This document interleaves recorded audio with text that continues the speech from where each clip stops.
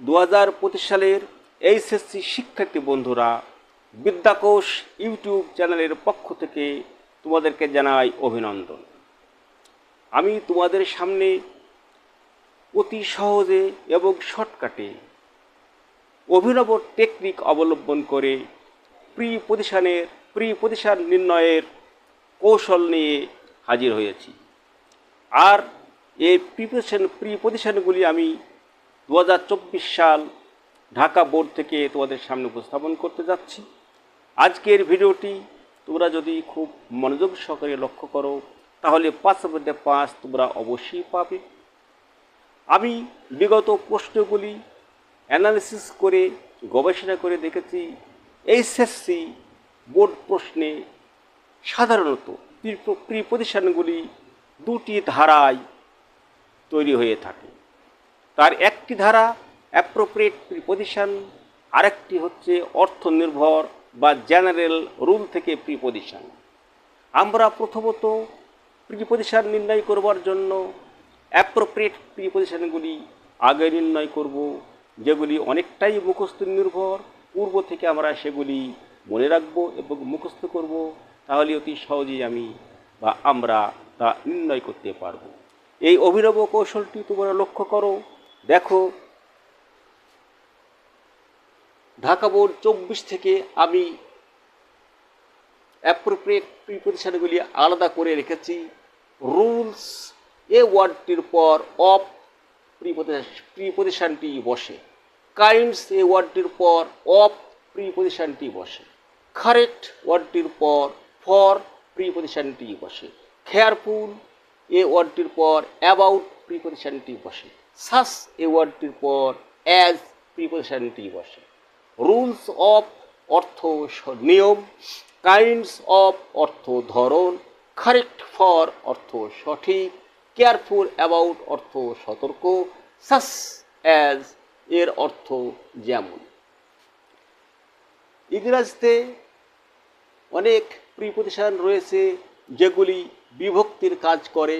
আমি তোমাদের সে প্রিপজিশনগুলির একটি তালিকা দিয়েছি এবং কোনটি কোন বিভক্তিতে ব্যবহার হয় তা আমি এখানে লিখে রেখেছি। যেমন তোমরা লক্ষ্য করো, দ্বিতীয় বিভক্তি টু টুয়ার্ডস, যার বাংলা কে, প্রতি, দিকে।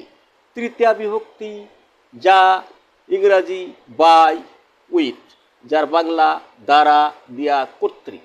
চতুর্থী বিভক্তি এর প্রিপজিশনটি হচ্ছে ফর, যার বাংলা জন্য, নিমিত্ত। পঞ্চমী বিভক্তি এর প্রিপজিশন ফ্রম, সিন্স, দেন, যার বাংলা হইতে, থেকে, চেয়ে। ষষ্ঠী বিভক্তি এর প্রিপজিশন অফ, যার বাংলা এর, র। সপ্তমী বিভক্তি এর প্রিপজিশন ইন, অ্যাট, যার বাংলা এ, অন্তস্থ, তে। এবার বন্ধুরা তোমরা লক্ষ্য করো, আমরা অ্যাপ্রোপ্রিয়েট প্রিপজিশনগুলি আগে বসিয়ে নেব। যেমন আমরা এখানে খেয়াল করে দেখি যে রুলসের পরে অফ, অতএব এখানে আমরা চোখ মুখ বন্ধ করে অফ এ প্রিপজিশনটি বসিয়ে নেব। তারপরে খেয়াল করো বন্ধুরা তোমরা, কারেক্ট প্রিপজিশনটির পর ফর, কারেক্ট ওয়ার্ডটির পর ফর প্রিপজিশনটি বসে। তারপরে তোমরা খেয়াল করো, কেয়ারফুল এ ওয়ার্ডটির পর অ্যাবাউট এ প্রিপজিশনটি বসে। তারপরে বন্ধুরা খেয়াল করো, কাইন্ডস এ ওয়ার্ডটির পর অফ প্রিপজিশনটি বসে। তারপরে সর্বশেষ সাস এ ওয়ার্ডটির পর অ্যাজ, এটি প্রিপজিশন হিসাবে কাজ করে। তাহলে বন্ধুরা আমরা কত সহজেই অ্যাপ্রোপ্রিয়েট প্রিপজিশনগুলি শব্দ দেখে থেকে আমরা সেখানে নির্ণয় করতে পেরেছি, যা অতি সহজে এবং খুব দ্রুততম সময়ের মধ্যেই আমরা করতে পেরেছি। এবার আমরা দ্বিতীয় পর্যায়ে যেটি আলোচনা করব সেটা হচ্ছে অর্থ নির্ভর প্রিপজিশন, অর্থাৎ জেনারেল রুল থেকে 4 থেকে 5টি প্রিপজিশন আসে। এবার আমরা দেখি, we learn etiquette and manners dash our parents.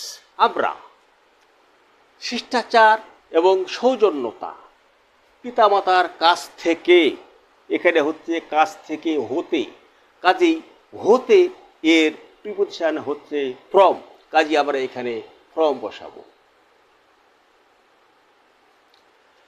Our parents, আমাদের পিতামাতার কাছ থেকে, এবং বিভিন্ন প্রতিষ্ঠান থেকে, সাস অ্যাজ যেমন স্কুল, কলেজ অর প্রফেশনাল বা পেশাদার সংগঠন থেকে আমরা শিষ্টাচার এবং সৌজন্যতা শিখি। তারপরে বন্ধুরা খেয়াল করো, there are rules of behaviour dash all kinds of social occasions and it is important to learn them and practice them. সব ধরনের সামাজিক অনুষ্ঠানের আচরণের জন্য, কাজেই এখানে হবে জন্য, জন্যর প্রিপোজিশন ফর, এটি হচ্ছে চতুর্থী বিভক্তি, কাজেই এখানে ফর বসবে। The practice them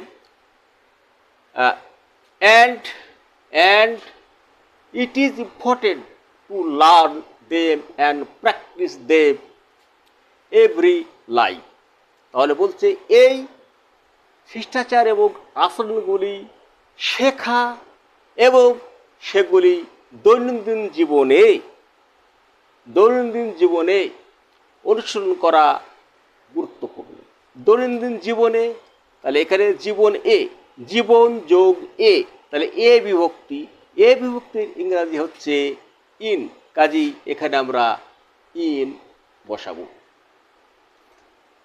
the manners that R correct, সৌজন্যতা বা আচরণগুলি সঠিক একটি বিবাহ অনুষ্ঠানের জন্য যে আচরণগুলি সঠিক, সেটি একটি বিতর্ক ক্লাবের জন্য, তাহলে এখানেও জন্য আসছে, কাজেই ফর, বিতর্ক ক্লাবের জন্য প্রযোজ্য নয়। Therefore, we have to be careful about etiquette and manners. আমাদেরকে আচরণ এবং সৌজন্যতা সম্পর্কে সতর্ক হতে হবে।